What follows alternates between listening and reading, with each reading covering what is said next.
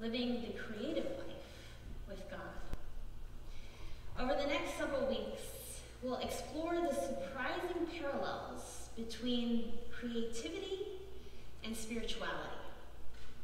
In this series, I'll be using illustrations from our creative life to talk about our spiritual life. And today's sermon is titled Igniting Creativity. Part 1, Drawn In. Now, you may be familiar with the now very commonly asked question, what sparks joy for you?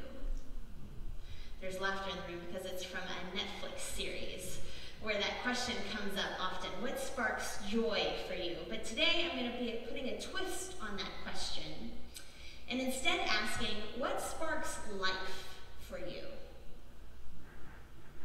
In that same kind of sense.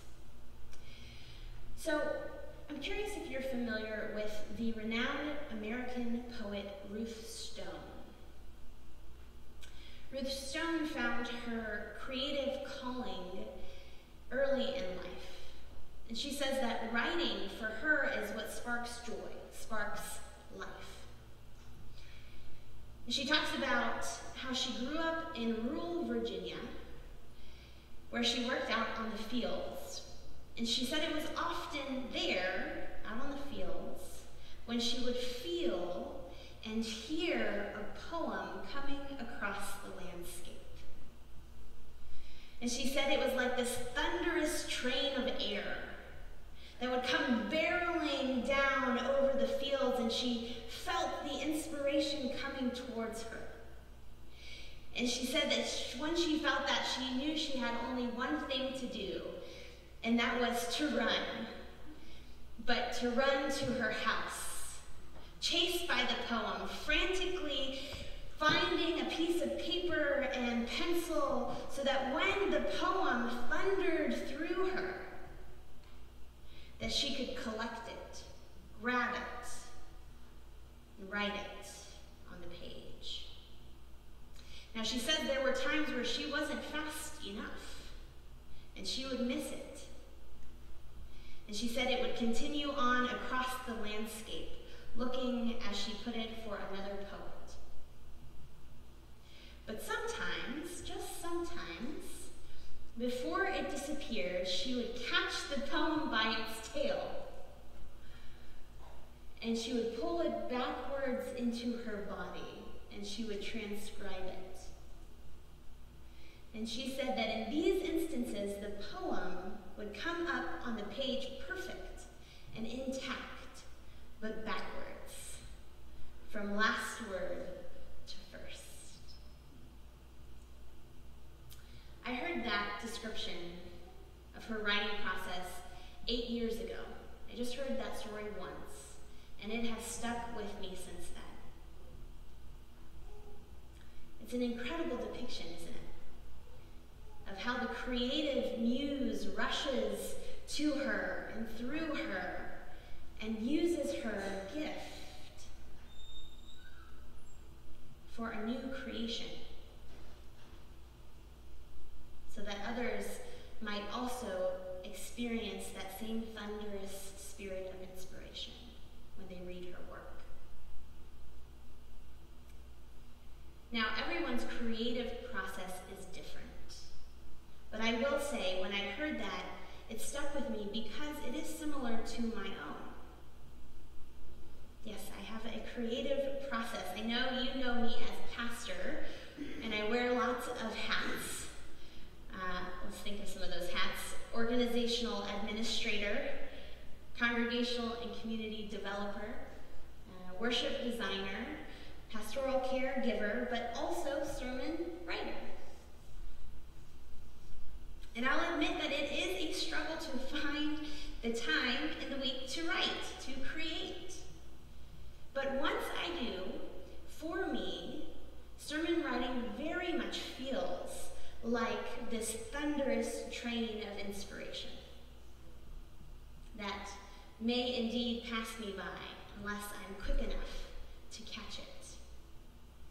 That's why I have to find uninterrupted space when I write. That's why I write at my home office.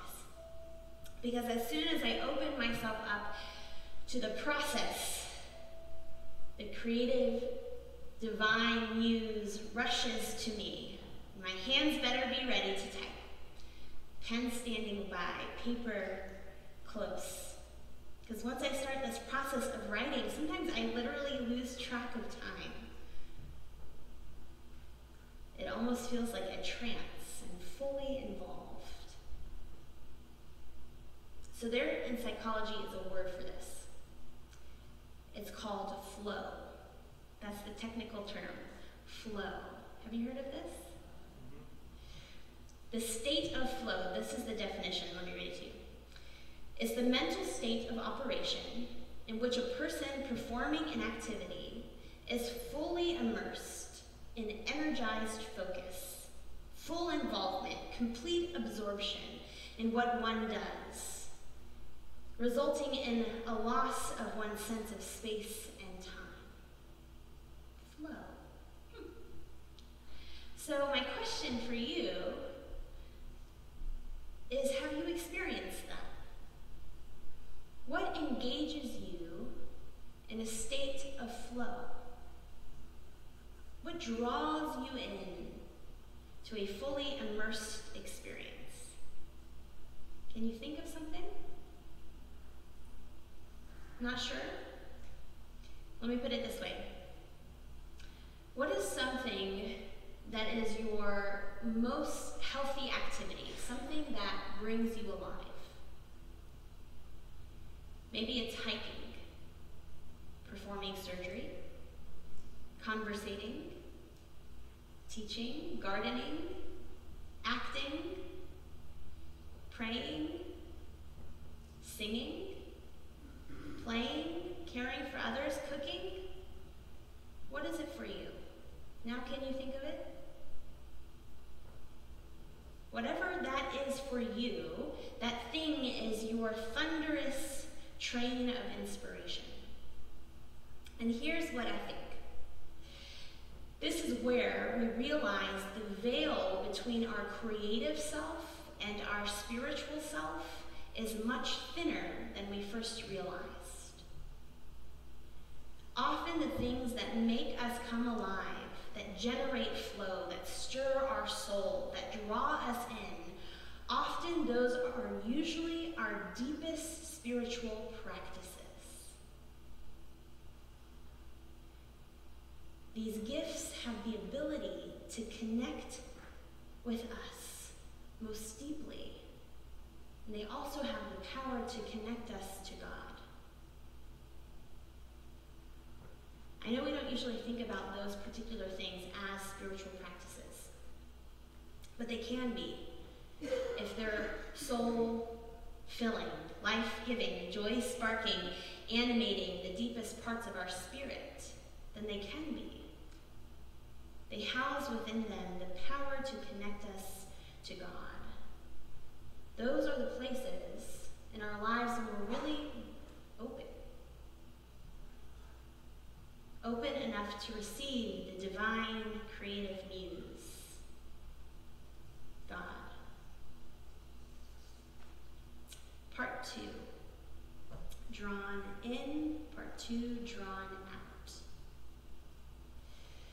So if we're clear on what draws us in, who draws us in, the next question is, for what purpose? So this is where we get to the biblical piece. Exodus 35. You know, in the Bible, we rarely get a glimpse of a biblical creative. Often we hear about the tax collectors, the biblical scholars, but this is a creative, a gifted person by the name of Bezalel from the tribe of Judah. And he's an obscure figure, to say the least, and this is a pretty obscure passage. I think you would be hard-pressed to find a sermon on this passage. But that's why I find it intriguing. So what did we learn about Bezalel? A reminder, verse 31 says, God had filled him with divine spirit, with skill, intelligence, and knowledge in every kind of craft. Verse 32 said, he knows how to devise artistic designs. 33, he knows how to cut stones and carve wood. 35, he is an artisan, a designer, an embroiderer.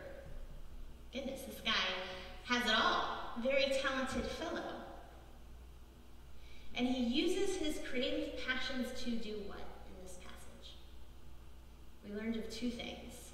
34, God had inspired him to teach. And most importantly, Exodus 36:1, he lends his gifts to construct the sanctuary. This was the Israelite tabernacle. In fact, earlier in that passage, this is Exodus 35, it's not just Bezalel, but we hear of a whole bunch of people who give their gifts, who bring them to bear for the building up of the tabernacle, the dwelling place of God. So do you kind of see where I'm going? Do you hear what I hear in this passage? That Bezalel uses his God-given creative talent to do what? To build up God's dwelling place. The sanctuary, the house of the Lord, the tabernacle. He uses his gifts for a greater purpose. To create spaces, a space, where God's Spirit might dwell, and where others might encounter that dwelling Spirit. Of course, in the Old Testament, this was indeed a tangible, it was a crafted tabernacle, physical. But in the New Testament, we hear new nuances of what this is, this thing, God's dwelling place, that it doesn't have to be in the physical sanctuary, that in fact, the dwelling place dwells within each of us. That we too are God's sanctuary, dwelling place. And that God dwells in the world around us. So Bezalel uses God's gifts so that God's presence might be born out into the world, so that others might feel the same thunderous spirit of inspiration. My point is this, that all of those things that draw us in are meant to be drawn out, given back to the world, for the sake of God's kingdom, for the sake of God's dwelling. Every creative act of ours brings God's creative spirit out into the world. So the question remains for us as we continue to worship our God in this dwelling place. How might the Creator use us, creation, to spark God's new life in the world? How might God use your gifts, your skills, for God's purposes? Because we know